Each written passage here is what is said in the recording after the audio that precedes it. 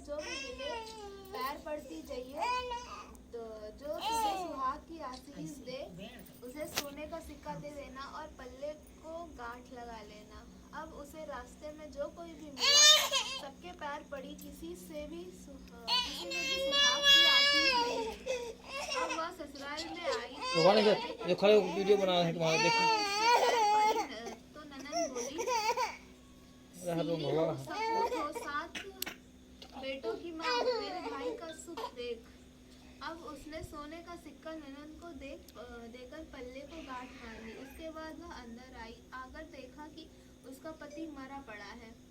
अब वह उसे लेकर एक कोठरी में पड़ी रही। 1 साल तक उसकी सेवा करी। उसकी सास बांदी के हाथ बची रोटी भेज देती। इस प्रकार उसे अपने पति की सेवा करते करते 1 साल हो गया। करवा चौथ का व्रत आया। सारी पड़ोसनों ने नहा धोकर करवा चौथ का व्रत रखा। सबने सिर धोकर हाथों में मेहंदी लगाई, चूड़ियां पहनी, वह सब देखती रही। एक पड़ोसन बोली, तू भी करवा चौथ का व्रत कर ले। तब वह बोली, मैं कैसे करूं? तो वह बोली, चौथ माता की कृपा से सब ठीक हो जाएगा। उसके कहने से उसने भी व्रत रखा। थोड़ी देर के बाद करवे बेचने वाली आई। करवे लो भैया, भाइयों की कहने से उसने भी भाइयों की प्यारी करवा लो। ए करवे वाली, मेरे को भी करवा दे जा। वह कहने लगी, मेरी दूसरी बहन आएगी तो वो करवा देगी। दूसरी आई, करवे ले लो री, भाइयों की प्यारी करवा ले लो। ए करवे वाली, मेरे को भी करवा दे दे। तो वह बोली, मेरी तीसरी बहन आएगी तो तेरे को करवे देगी। इस तरह 5 बहन आकर चली गई, पर किसी ने भी करवे नहीं दिए। फिर छठी बहन आई और बोली, मेरी 7वीं बहन आएगी, वह तुझे करवे देगी। बस तू सारे रास्ते में कांटे बिखेर कर रख देना। जब वह खूब चिल्लाती हुई आएगी तो उसके पैरों में कांटा चुभ जाएगा। तब तू सुई लेकर बैठ जाना और उसके पैर पकड़कर छोड़ना मत और उसके पैर का कांटा निकाल देना, तो वह तेरे को आशीर्वाद देगी। भाई जियो, साईं जियो। जब वह मुझे आशीर्वाद देगी तो तुम मुझसे करवे मांग लेना। तब वह मुझे करवे देकर जाएगी। फिर तू उजमान करना, जिससे तेरा पति अच्छा हो जाएगा। अब उसने वैसा ही किया। सारे रास्ते में कांटे बिछा दिए। जब वो करवे लेकर खूब चिल्लाती हुई आई तो उसके पैर में कांटा चुभ गया। उसने उसका पैर पकड़कर छोड़ा नहीं और उसके कांटे निकाल दिए। तो उसने आशीर्वाद दिया। तब वह बोली, जब तूने मुझे आशीर्वाद दिया है तो करवे भी देकर जा। तो वह बोली, तूने तो मुझे गठ लिया। यह कहकर उसने उसे करवे दे दिए। अब करवे लेकर उसने उजमान की तैयारी की, व्रत रखा। राजा का लड़का ठीक हो गया और बोला, मैं बहुत सोया।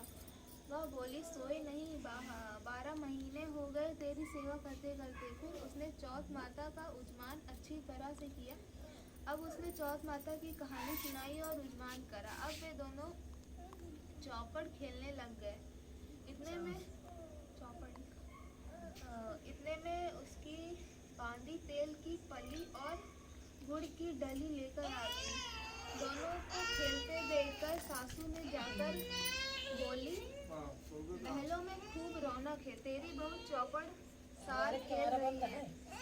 इतना सुनकर सासू देखने को आई। दोनों को देखकर बहुत खुश हो गई। बहू ने सासू के पैर दबाया। सासू मम्मी पास बैठे तो फोटो खींचो। तूने क्या किया? उसने सारा हाल अपनी सासू को बताया तो राजा ने सारे शहर में ढिंढोरा पिटवाया कि अपने पति की जीवन सुरक्षा के लिए सब बहनें करवा चौथ का व्रत रखे। पहले करवे को अपने पीहर में जाकर उजमान करे। हे चौथ माता, जैसा राजा के लड़के को जीवन दान दिया वैसे सब किसी को देना। कहानी सुनते समय कटोरी में चावल ले चांद को अगर अर्घ देते समय ऐसा चंदा चंद्रावली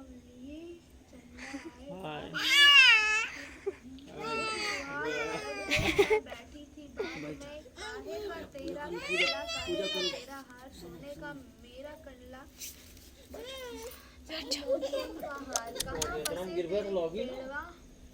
कहाँ बसे ससुराल, सो जा तू, जा सो जा, सो जा।